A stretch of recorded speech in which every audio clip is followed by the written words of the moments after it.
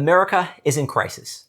Hi, this is Frank, and welcome back to a new episode where we're going to step away from the regular series to talk about this era of crisis that has suddenly descended upon America, and why it's all part of the same cycle of destruction and rebirth that will not only destroy our political parties, but it will shred the entire political framework that has governed our era of American history. And, assuming we all get through it, lead us to a new era of renewal and reform.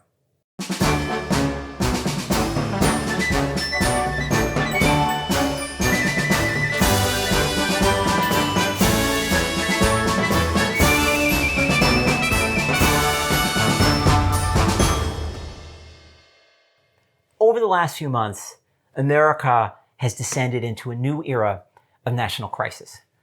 We have been struck with one after another major crisis of a severity far beyond what any of us has ever lived through before in our entire lives.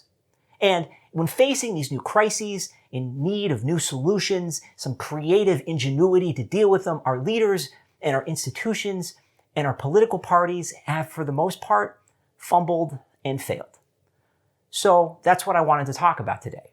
I wanted to take this episode outside of the regular series to kind of just talk about what's happening right now. Like, what is it that's causing all this crisis, and what does it mean, and how does it fit into what we've been talking about throughout the series, about these political realignments, about these times when our parties and our political frameworks of all of America just collapse, and then eventually, assuming that we live through them, get renewed to create new eras of reform.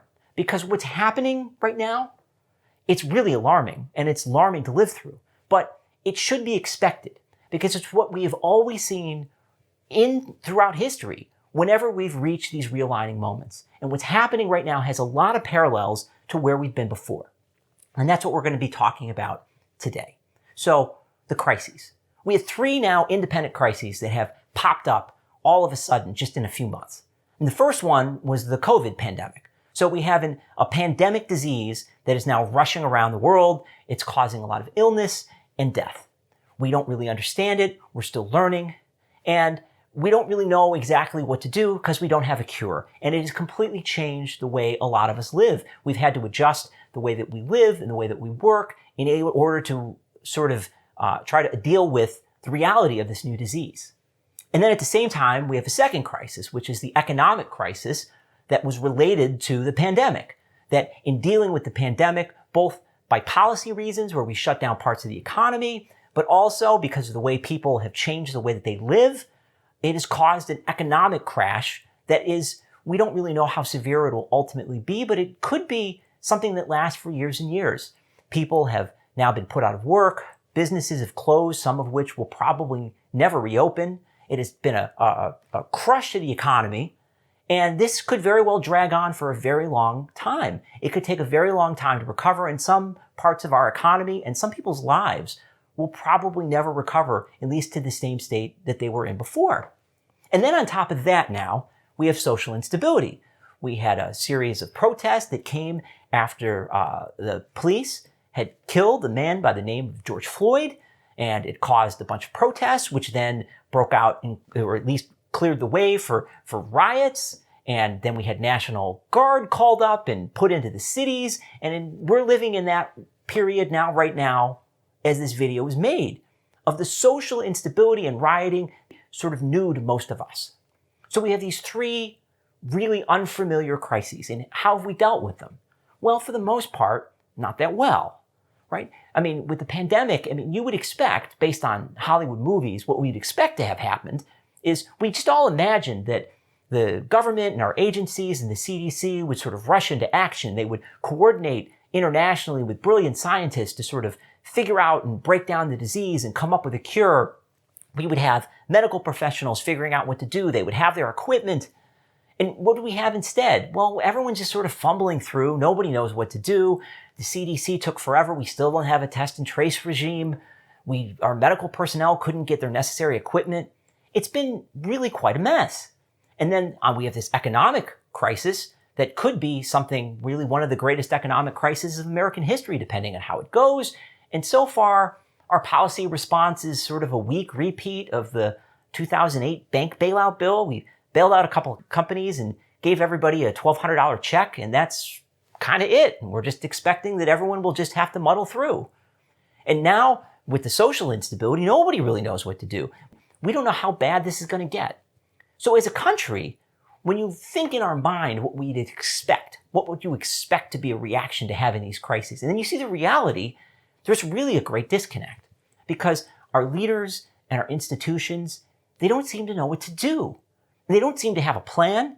They've all been kind of approaching these new unfamiliar issues in a new, probably as important, unfamiliar new world with new political realities and ideas and global situation. And all of our leaders have reached into their policy bag, their old bag of 20th century policies from the liberal and conservative era, and looked for a tool that would fit. And there is no tool in the bag. So they don't have a tool and they don't know what to do. And they don't seem to have the ingenuity or the creativeness or the willingness to cast off the past to sort of figure out what to do. So what's happening is we're kind of muddling through and people are getting really, really scared and angry. And again, none of this is new because before every realigning era in American history, we've seen exactly the same thing before. The country, when it gets hit with a crisis at a time of weak party and weak institutions, those parties and institutions and leaders always fail this way. They always fumble and muddle through, and people get angry, and that's exactly the impetus that rips the old system down and clears the way to eventually create a new system that's able to do what our leaders couldn't do. We get a crisis that exposes our leaders and our institutions is no longer up to the job of governing the country as it now exists, and thus exposed, the whole thing finally just comes apart. So when did this happen? We said we've had 4 realignments in American history, and there was a major crisis like this before each one, right? The first, you could say, the Great Depression, which led to the New Deal realignment to create the party systems we know today. We had an economic collapse. It was the worst in American history. Industrial output fell by half. We had unemployment by 25%. And the country was really hurting. And its government, with Herbert Hoover in office, they reached into their policy toolkit and they used the things that had worked for previous economic collapse in the 1800s world of boom and bust, and nothing seemed to work, and they didn't really know what to do, and people got angry and discontent, and they lost faith in the Republican Party and the Democratic Party and the entire system. You saw things like the bonus march, where a bunch of World War I veterans who were angry, they set up a camp near the national capital where they started holding drills, and government got worried there was going to be insurrection, and they charged the protesters with tanks and cavalry under the charge of Douglas MacArthur, and tanks were in the command of Patton. It was a real time of great social stability and lack of legitimacy. And how did it end? Well, it ended with FDR, because FDR got elected, and he threw out everything that he thought he knew about politics and what the Democratic Party had stood for up to that point, and he just started experimenting. He created the Brain Trust, a bunch of advisors and academics, some Republicans, some Democrats, very different ideas. They started throwing things at the wall, and they ended up backing into a new idea of New Deal liberalism to deal with this new problem of both the Great Depression, but the greater crisis of how to adapt the country to this new problems in modernity that had left the government weak and flailing and seemingly illegitimate to a lot of its people. And they started solving problems. And once they started doing that, the people who disagreed or had different ideas or just wanted a different approach, they formed into another new ideology, this idea of conservatism, and it launched the conservative and liberal era, which made the United States, not just, we didn't just solve our problems, we became an international superpower with flourishing economy. So there was there. Well, when else did it happen? Well, there was also, we were just talking about in the series, at the Gilded Age, with the populist revolt that ripped down the Civil War parties. Because there was another depression, the Panic of 1893, America was struggling again, and all those family farmers, the middle class of America, that technological change had left them behind, and they were hurting, and the government was flailing. It didn't know what to do. It couldn't handle the crisis. It couldn't handle the economic change. It didn't have any policies. People were getting angry. There was a populist revolt and a angry third party. And how did it end? It ended when William Jennings Bryan, a 36-year-old kid with only 2 terms in the House to his name, walked into the Democratic National Convention and he threw out everything the Democratic Party thought it knew.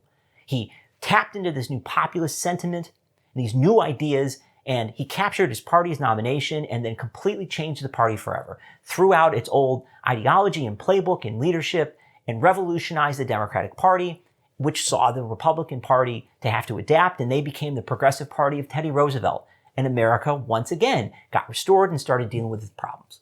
So another crisis like that, right, was the crisis over slavery, which ripped down the parties that had existed, the Jacksonian parties, because we had a new crisis, this crisis over slavery, and the parties, as we discussed in a previous video, they didn't know how to adapt. They were trying to push these problems off. They were afraid of splitting their coalitions, and so they weren't dealing with this passionate issue that was completely ripping apart America, and the result was the whole system fell down. The Whig Party imploded. The country fell into a decade of chaos, rise of ugly movements like the Know-Nothings, the National Power, things like Bleeding Kansas, and then ultimately a civil war, which then saw the country combine into new parties with new ideas that could actually deal with the problem that the previous parties had failed and had flailed and bumbled through. And then prior to that were the realignment that killed the first party system of Hamilton and Jefferson, which was the constitutional crisis of the Hartford Convention. The Federalist Party, as you remember in that video, they basically threatened to secede unless they got a bunch of reforms, and the party collapsed, looked like a bunch of traitors. The country started floundering, not dealing with its problems in the era of good feelings, opening the way for Andrew Jackson to come through and to create his new agenda to deal with the new problems of frontier America with Jacksonian democracy, and those who disagreed with him becoming another new party with its own new ideology, the Whigs. So what we see is again and again and again the same thing.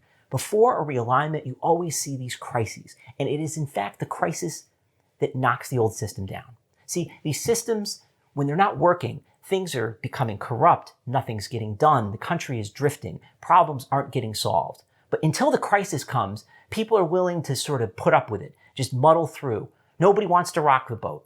But when the right crisis comes, the parties are too weak, our institutions are weak, our leaders don't have any tools, they don't know what to do, they always mess it up, and by doing that, they expose the disconnect. They expose for all of us that our institutions and our parties, they're no longer up to the job. The world has changed.